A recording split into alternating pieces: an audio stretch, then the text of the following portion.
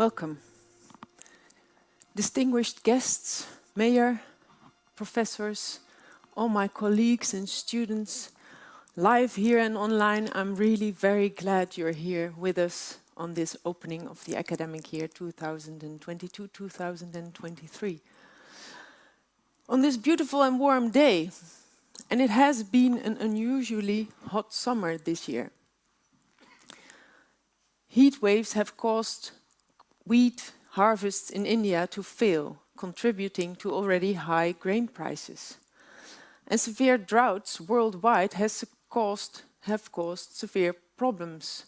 Even visible in the Netherlands and on campus, the pond in front of Omnia is dry, and the river Rhine is low, sometimes even too low for transport. And at the same time, there's severe floods in Pakistan, flooding almost 1/3 of the country and affecting more than 30 million people there, 3 million of them children.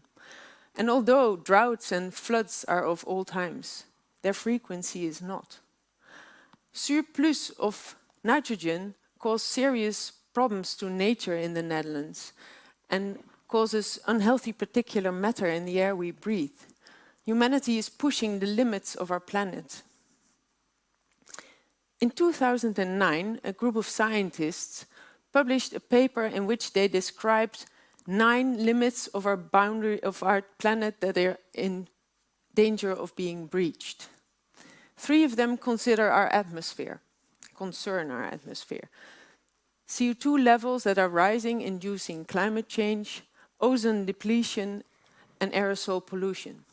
3 of them affect our land. We see loss of biodiversity, we see disturbed nitrogen and phosphate cycles, and we see deforestation due to a great pressure on land use worldwide. And 3 of them affect our water systems. Oceans are in danger of acidification, already happening. We see freshwater scarcity, and we see chemical pollution. One of the authors of this paper was Professor Marten Scheffer. He will be one of the speakers today, later. Their paper was a call to action, because we cannot cross these boundaries with impunity. We see the climate change, we feel it. We see the loss of biodiversity starting. And we have our food security under pressure. Recently, the same group of authors published another paper, which was a call for the policy makers to really take these boundaries serious and to also take the worst case scenarios up in their thinking. At this moment, in our small country, we see that there's a lot of attention being paid to 3 of these boundaries: climate change, nitrogen, and land use. But all 9 deserve our full attention, and not only with a short term, but with a long-term view. The climate changes that we are imposing on our planet are a gradual process, not an explosive process, as you have just seen and should have heard behind me. But the danger of such gradual transformations is that you do not see the big effect, that we are swayed and do not act.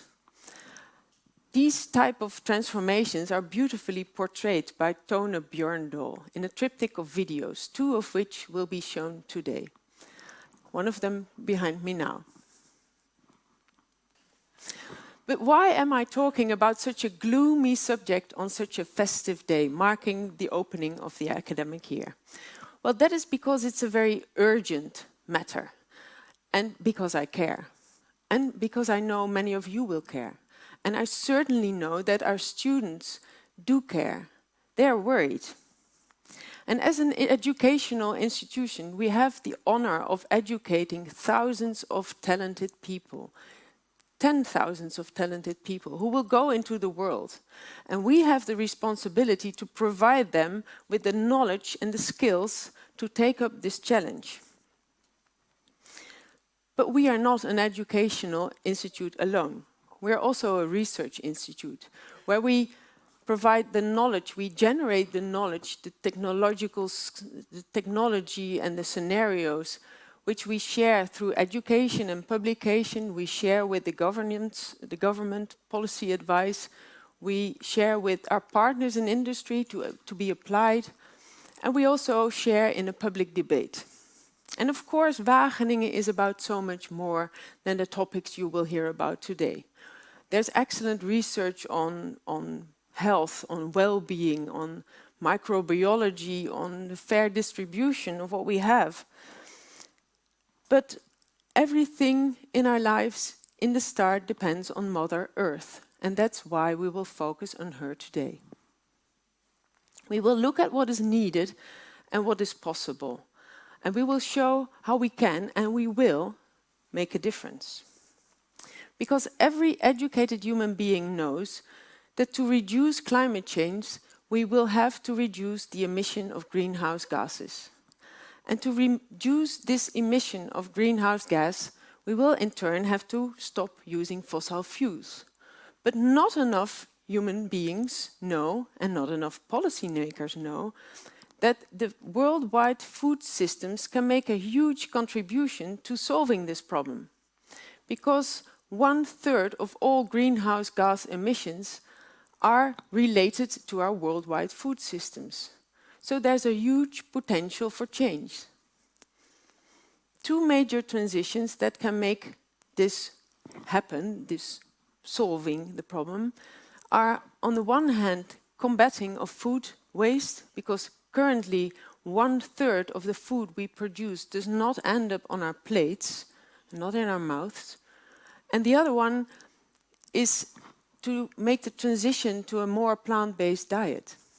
And the good news is that if we are able to make these transitions, we do not only reduce greenhouse gas emissions, but we also reduce the energy use. We use less fresh water, less nitrogen and phosphate, and it can even have health benefits.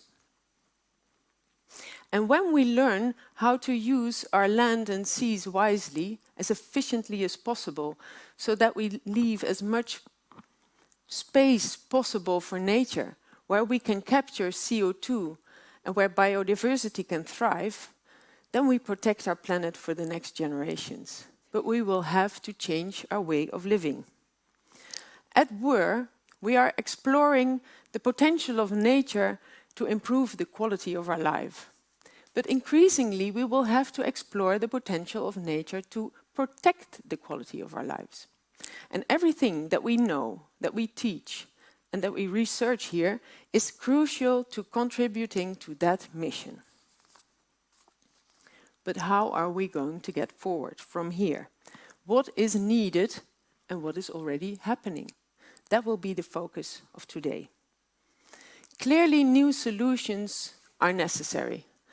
So new technologies are developed here in Wageningen also. New technologies to produce food, to process food. There's a lot to be gained there.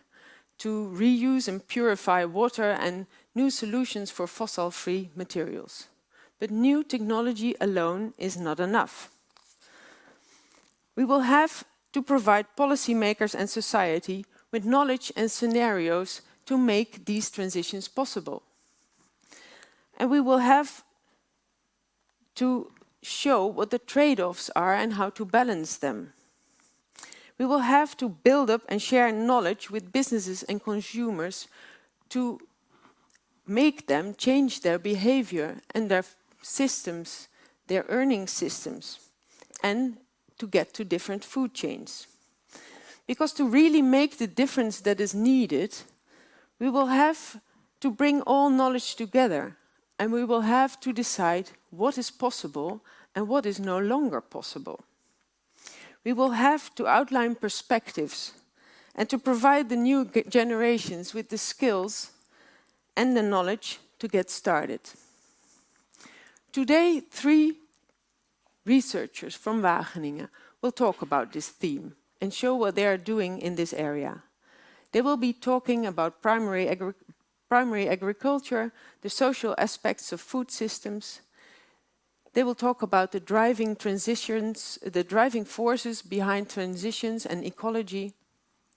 And they will introduce us to new circular food designs, to our future diets. They will show us how to get to new governance models of food systems, who need to be around the table, and why do we need to foster disagreements. We will even hear things about an octopus. And finally, we will hear about the driving forces behind transitions. How can we make these transitions happen, and what gets them past their tipping points? These three scientists and teachers will show what is needed and what is possible, and how great the potential is of solutions that Wageningen has to offer. They will show us different perspectives. And while I'm genuinely concerned about life on our planet, I'm also genuinely optimistic about the resilience of our planet and of humanity.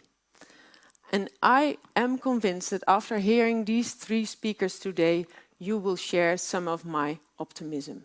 Because those three researchers are three of many, here in Wageningen and around the world. And we need to do a lot of things, but we can, together. And as a first speaker, I would like to introduce to you Hanna van Zanten. She's an associate professor from the Farming Systems Ecology Group and a visiting professor from Cornell University. And she has recently been awarded the Groundbreaker Prize for Food Chain Innovations, which is also a mouth-breaker prize, and received high praise for her holistic vision, which I share. And her address will be illustrated today by Franka Wiggers. Thank you. Thank you so much.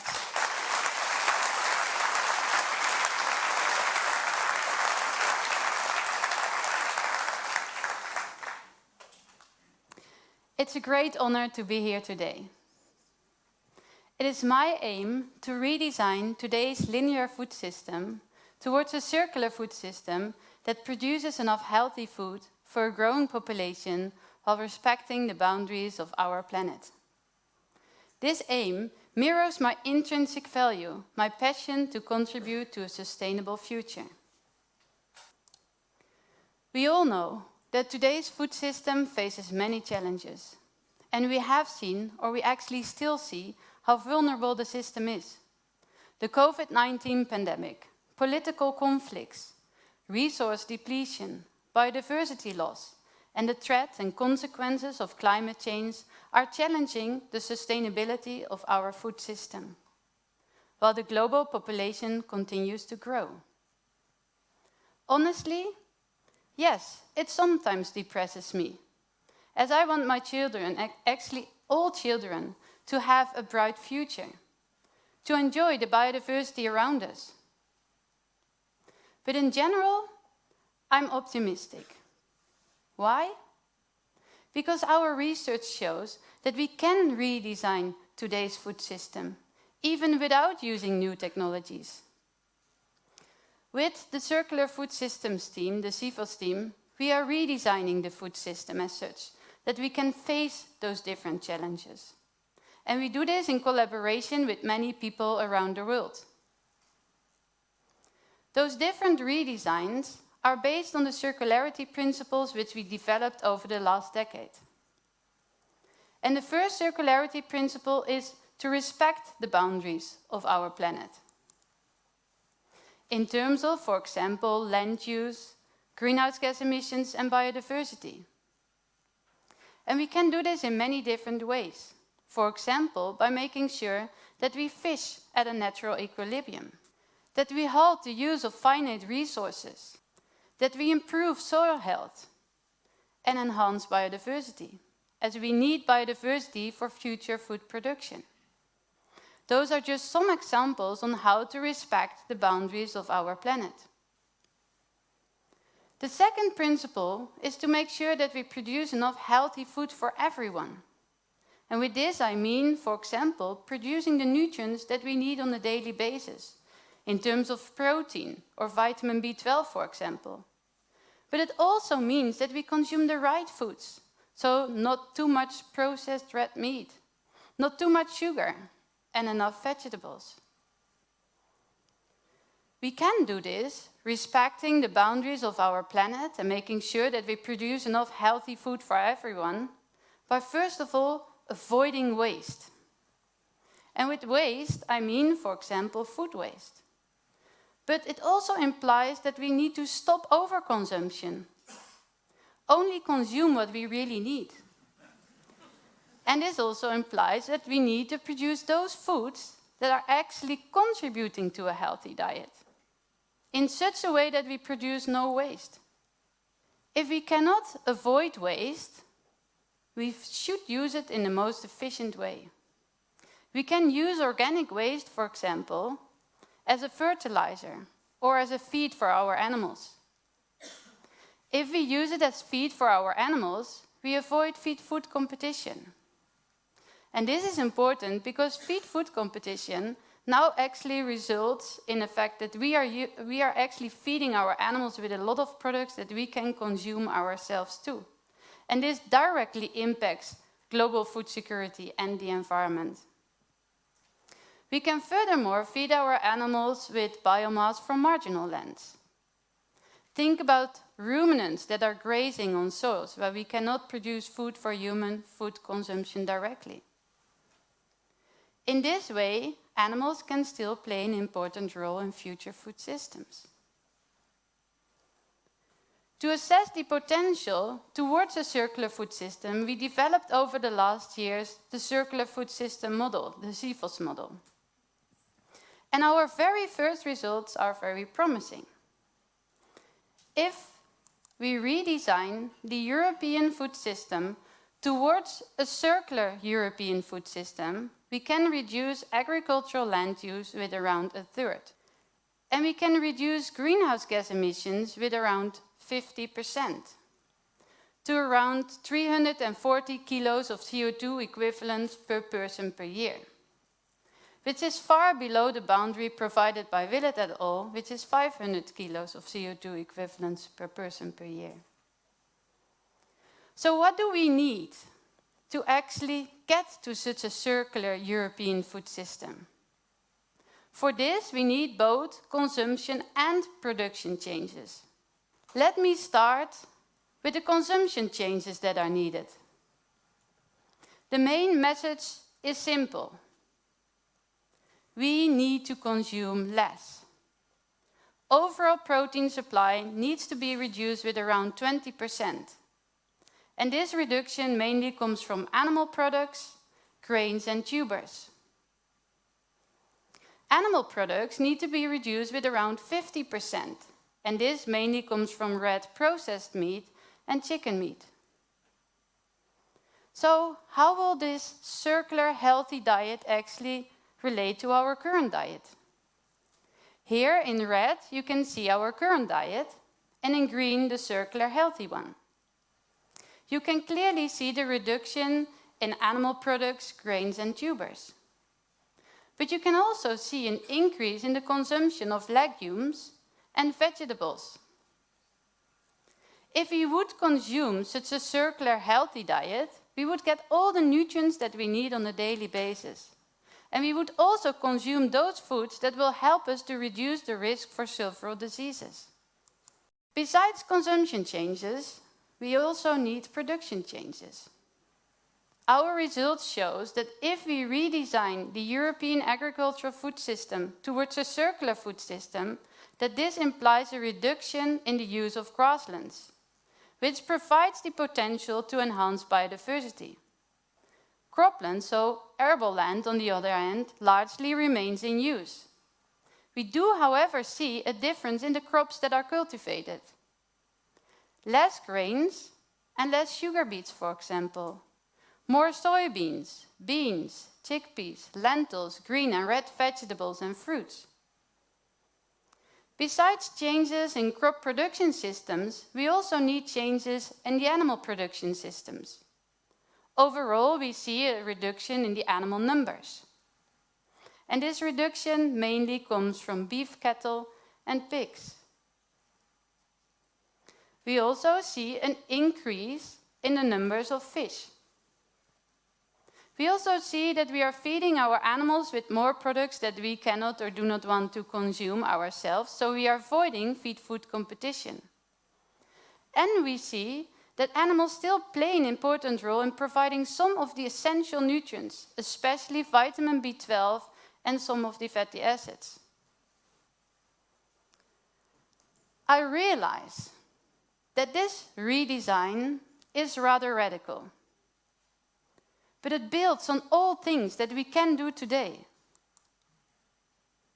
Use sustainable energy sources, consume a healthy diet, feed our animals with more products that we cannot or do not want to consume, optimize the use of organic fertilizer, including human excreta, and diversification of our cropping systems.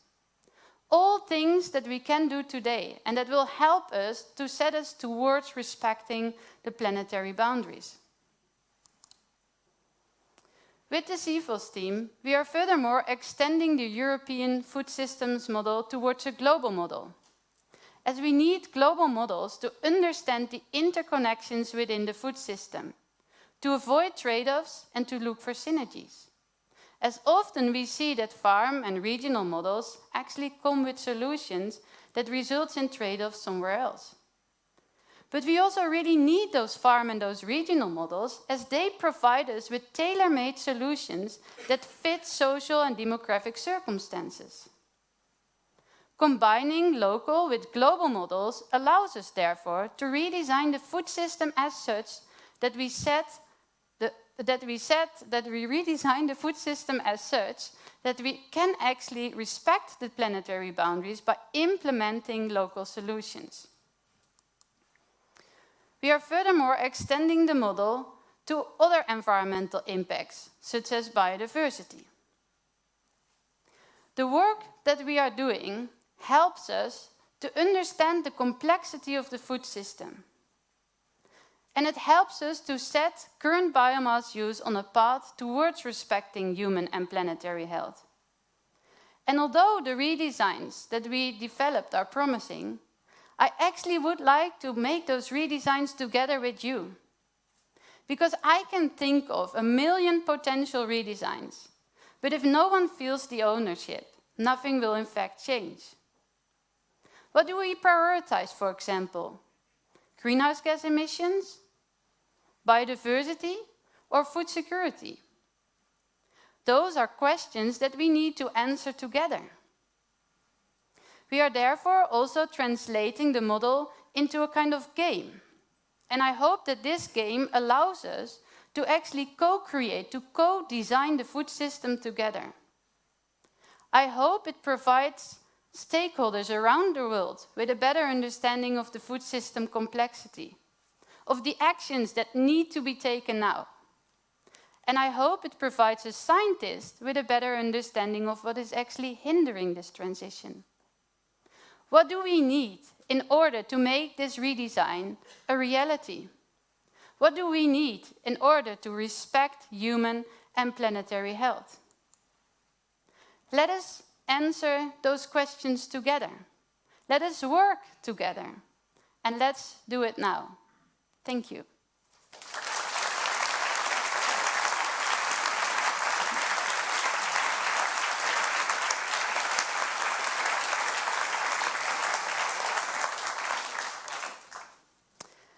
I would now like to introduce you to Sophia Dracht. She composes and sings for films and several media, and she won the Grote Prijs of the Netherlands in 2013 as a performing artist, and she will now sing her latest song for us, Come Home, for you now this afternoon. Thank you very much.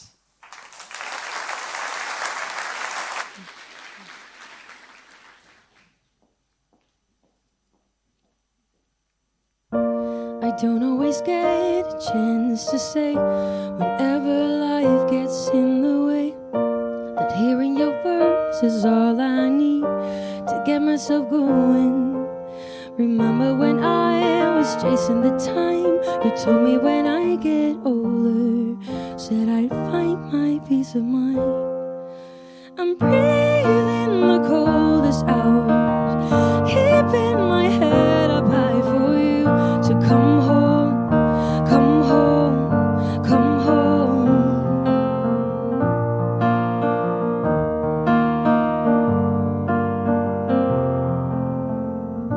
One moment your hand is what I need, the next I'm standing on my own feet. I see how the time has changed the way that we move forward. Remember when I was chasing the time, you're always there to hold me, so I find some peace of mind. I'm breathing the coldest hours, keeping my head up high for you to come home, come home, come home. You gave me my golden hour when I felt like I was on my own. I come home, come home, come home. All the lows and all the waves, whenever I feel I push you away, you make me see that there's more to life than just one truth with wrong or right. I'm breathing the coldest hours, keeping my head up high for you to come home, come home, come home. You give me my golden hour when I feel like I am on my own. I come home, come home, come home, come home, come home, come home,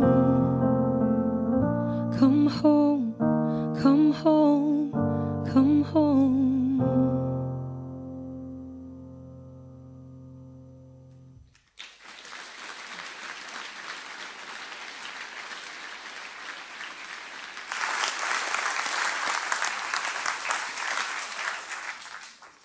Thank you, Sophia. That was really nice. Sophia is also from Wageningen, I would like to say, and I just learned she's also into teaching, so perfect for the opening for the academic year. As the next speaker who will take us along on this road to new food systems, I would like to introduce to you Jessica Duncan, who is an associate professor in the Rural Sociology group, which I think is hard to pronounce again. She's been awarded the Teacher of the Year award in 2017 and been on the list ever since. And what I like especially is that she has used her grant, her funding from this award, to launch a series of training to help students tell their stories. And she is a passionate advocate of sustainable food systems. Jessica, please.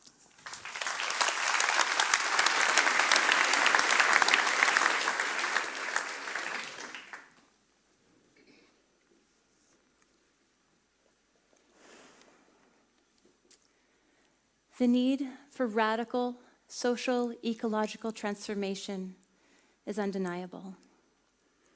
Hannah has just shown us ways we can redesign our food systems to be more sustainable, even circular, to fall within our planetary boundaries. The talk I will give today is going to focus more on the social and political dimensions of transformation, but it is meant to be understood in parallel with her talk, as part of a broader collective effort to push us towards just social ecological transformation. The story I want to share today is critical, but it is hopeful. This story plays out in an uneven landscape, a contested landscape. The story centers around an epic battle for resources, power, influence, and futures. There are many characters in this story, each with different preferences, values, resources.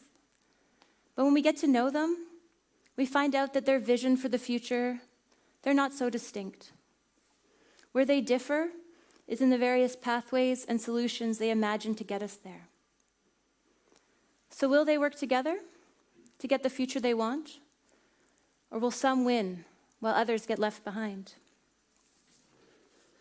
Now, the time allotted to me today does not allow me to tell you the full story. So I'm going to focus on the chapter closest to my heart, food governance. And like every good story, our story today focuses on a conundrum.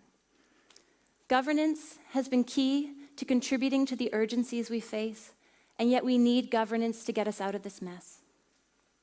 We certainly need improved governance to get us toward the changes Hannah's proposed.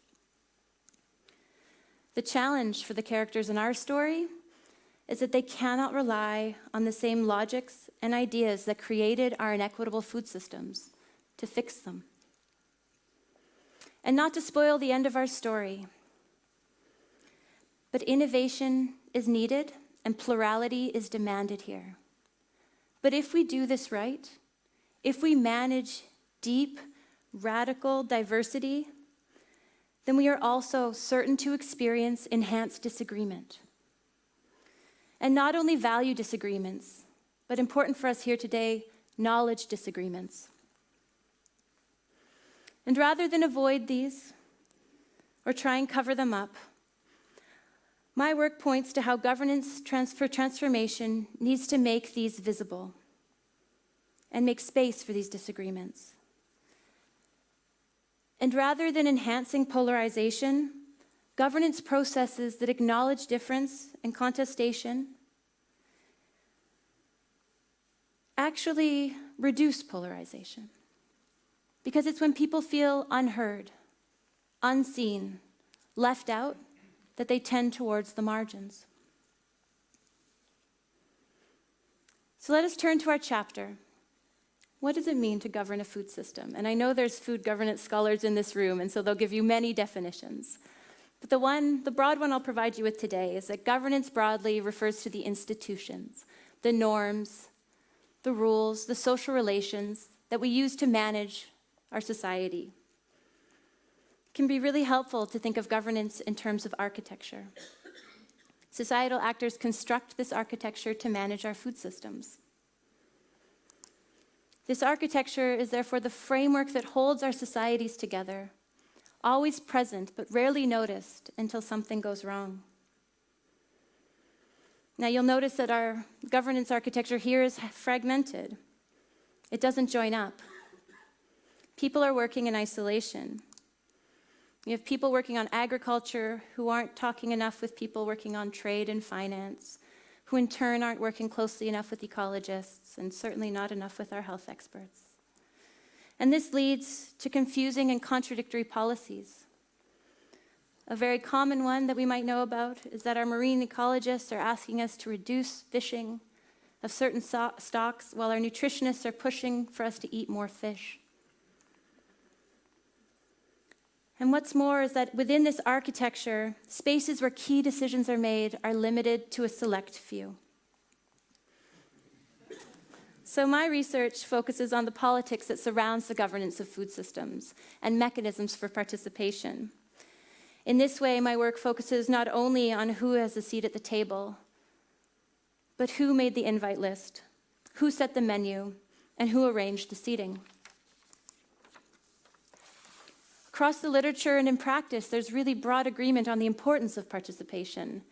This reflects the urgencies that we face and the recognition that we need diverse experiences and knowledge to help us find solutions.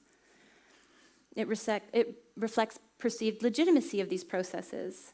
And it importantly also reflects a societal shift in the role of science. But participation in governance, as well as in science, often comes too late.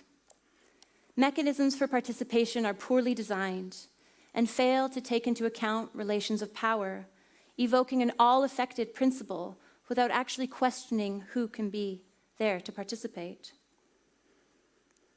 These processes lack adequate diversity, and they focus on the participants who are willing to play the game, instead of those who might make things a bit more uncomfortable, but ask the difficult and critical questions. Now, a failure to design participatory processes around principles of justice, pluralism, and affect have consequences. It affects trust and legitimacy in these processes, and it can restrict how policies are implemented and translated. a failure to fully grasp the politics of participation led to heavy critique of the UN Food System Summit last year, and also supported the organization of a counter-summit. In my own work, in my own research, as well as the work I do across science policy interfaces, I have shown that it's not enough to provide people with a seat at the table. Just participation demands recognition and consideration of the most affected. And towards this end, we've identified a number of principles to advance more equitable participation. The first is identifying those who will be most affected. The second is to support autonomous organization of constituencies based on geography and political identity. We need quotas to ensure adequate representation with a focus on those most affected. We need to include participants at all levels of the process, including agenda setting and identification of experts. We need to unlevel the playing field, recognizing differences in power and resources.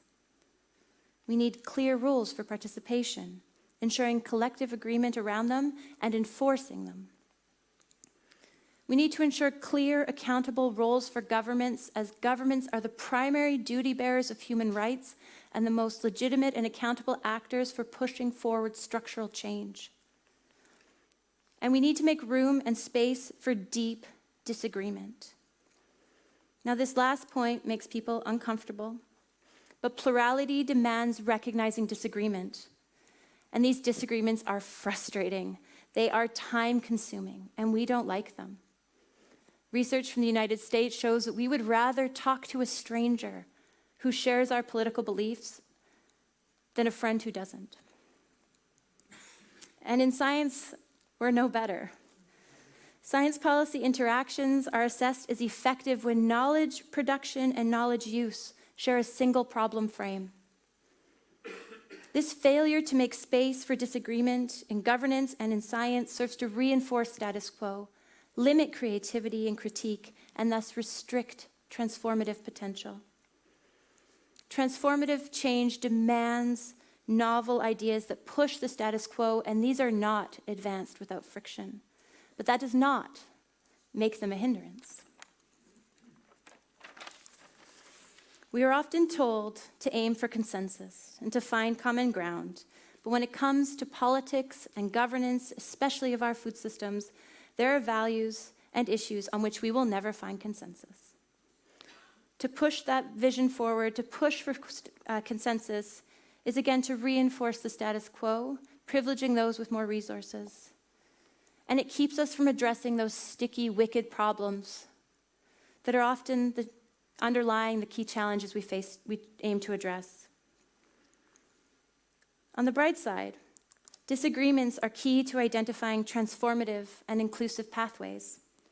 They make visible path dependencies and help us make visible patterns of subordination.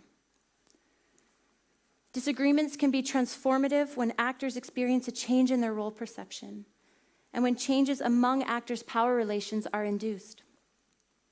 But if poorly managed, efforts to pluralize can close down rather than open up.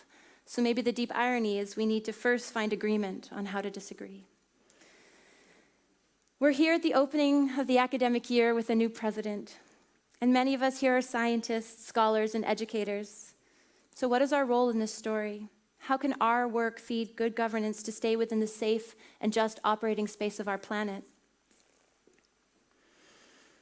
I'm going to put forward that our role is not to smooth over controversy, or to try and solve them, or to put a single united way forward. Rather, the role for science is to seek out disagreement, to make them visible and understandable.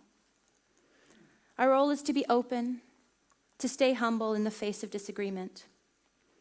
And here I draw deep inspiration from the American scholar Donna Haraway, who calls on us to stay with the trouble. Staying with the trouble means sitting with that unsettled feeling, means becoming truly present in the face of ambiguity. This approach has been key to the design of the Center for Unusual Collaborations, a project of 4 local young academies. You'll notice the octopus. This is our logo, and it builds on Haraway's theory. She calls on us to stay with the trouble, making use of tentacular thinking. Tentacles, from the Latin tentare, to feel, to act, to aggravate. So now, staying with the trouble, requires that we learn to be humble and vulnerable. So let me take this opportunity to practice what I preach. I would like to ask you also to practice what I preach and stand up if you're able to. I'm going to invite you to join me in a Center for Unusual Collaboration rite of passage. At home as well, you're all welcome. If you close your eyes, I would like you to start moving your arms like the octopus. Don't be shy, just do it. It feels good. You've been sitting a long time. Beautiful. Look at those tentacles. Thank you. I invite you to all sit down.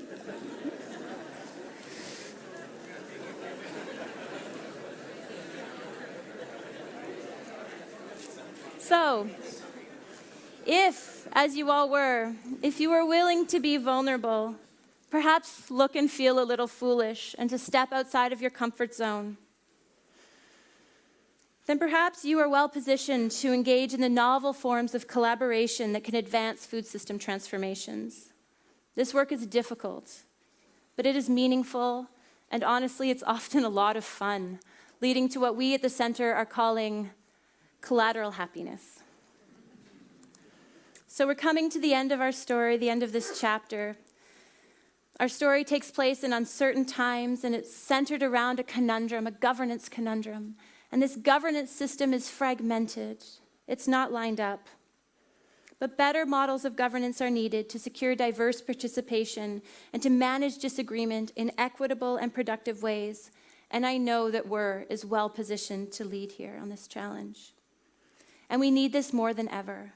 The science-society contract is being contested and revised. We also need this because we need new narratives.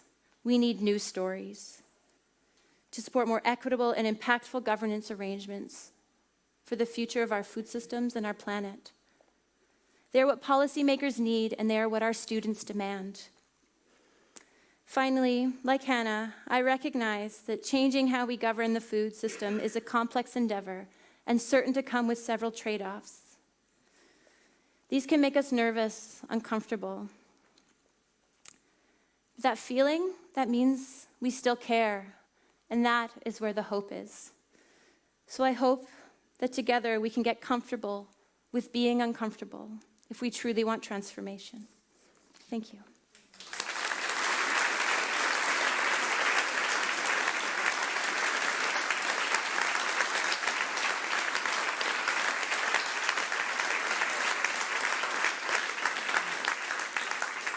It is now my great honor and privilege to welcome Professor Marten Scheffer to the stage. I think we can all agree that he is one of the original unusual collaborators, and he has forbidden me from mentioning that he won a Spinoza.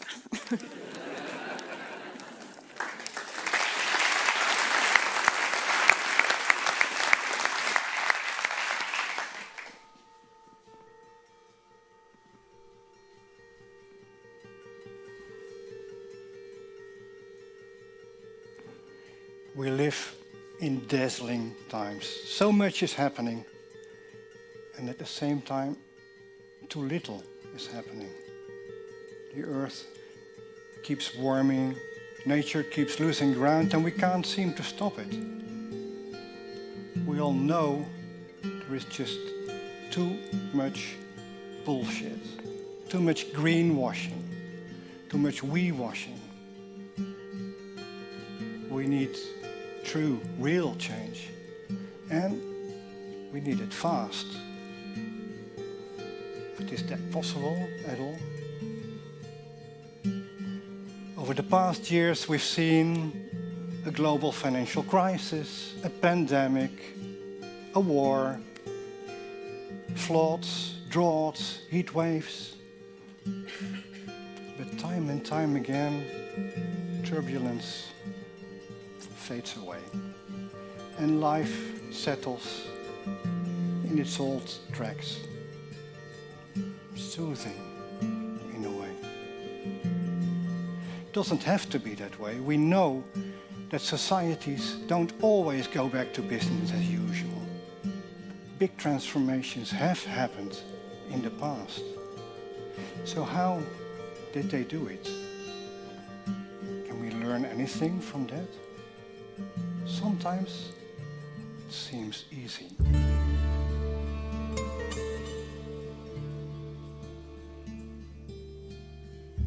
A leader steps up, like Gandhi, changes the course of history. Beautiful. But you know what? That never happens out of the blue. It only happens when the time is ripe, like it was before the French Revolution, and like it was before a very special period in American history,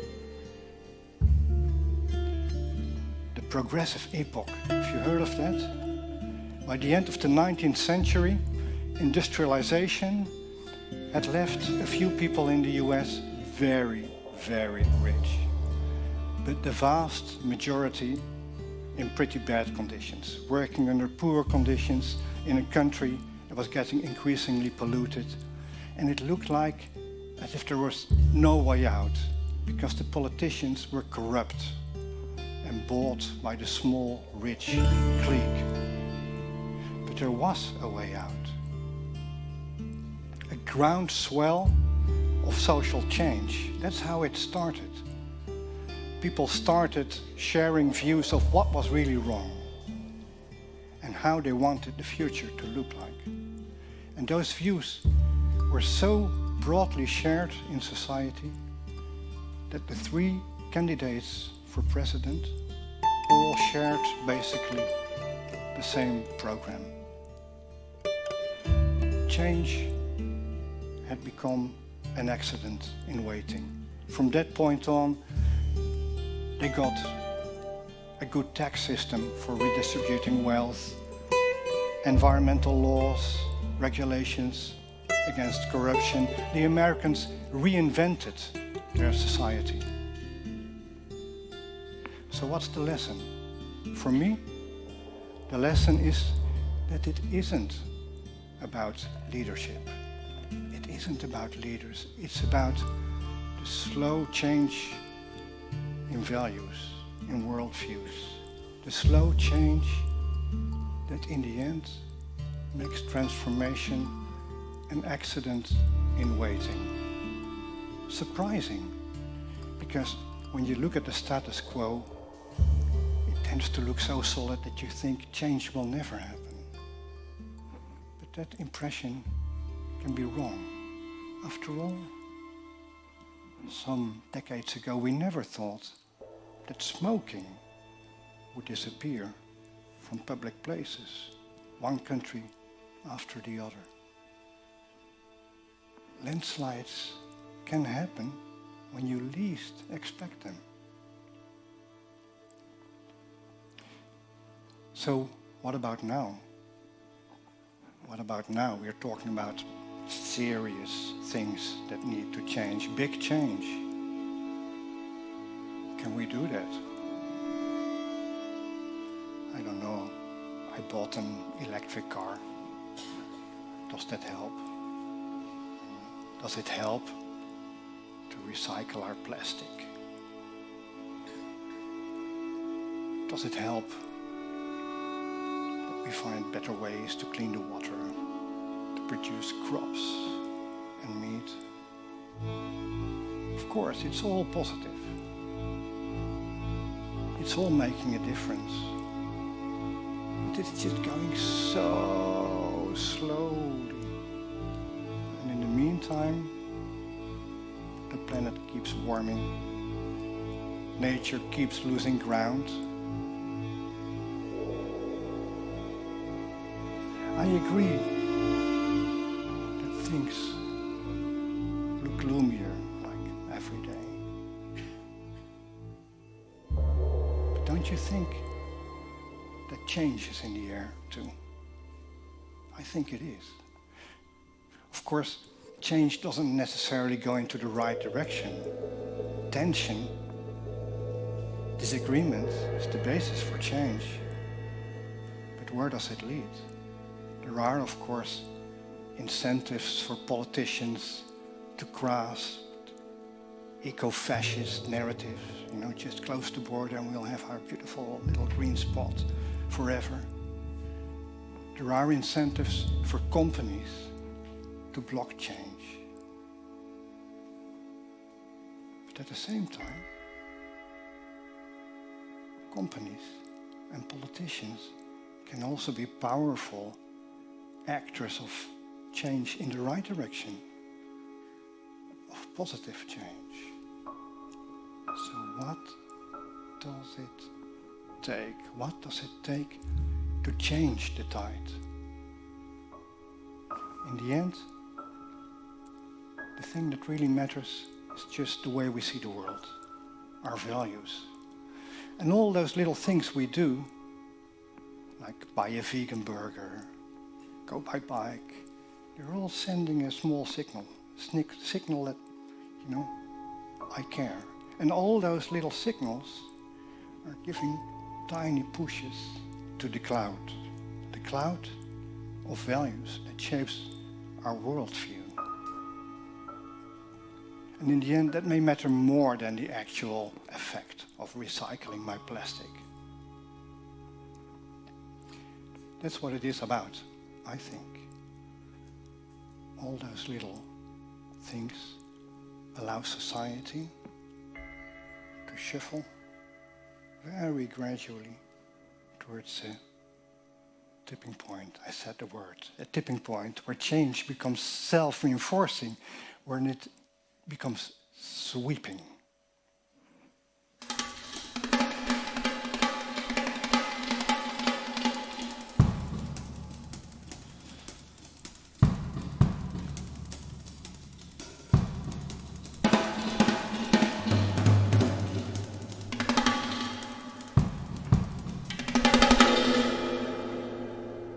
Of course.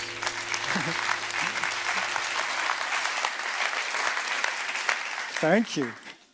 But this is just the beginning. This is just the beginning. Now the question is, what does it matter for us in Wageningen? This is the opening of the academic year. So what is our role? What is our role? Well, just as some actors are powerful blockers of change, others are powerful makers of change. Movie makers, teachers, scientists. And we've just seen a glimpse of what scientists are doing in Wageningen. A tiny glimpse. There is so much. It makes us feel good, makes me feel good. But there is another reason for me to be optimistic, an even more important reason. And sounds like a cliche, but that's our students, our children. It sometimes happens that I feel that a student is far ahead of me in thinking about all those complex things than I am. And it always makes my day. It's also no secret that we have pretty amazing and dedicated teachers here in Wageningen. The best university in a row in I don't know how many years. You'll hear that later, probably. Inspiring the students, we say about those teachers. But inspiration can go in two directions. Of course, we can drive each other absolutely nuts sometimes, but that's good, right? That's the tension we need. But I have also seen many times that the student is inspiring a teacher is inspiring a scientist. What a beautiful, bubbling community full of tensions and controversies and inspiration we have. Let's make it a fantastic academic year. We have no time to lose. Let's enjoy each other. And let's give those little pushes that we need to the world view in order for our grandchildren and their grandchildren to thrive on a beautiful, beautiful planet. Thank you.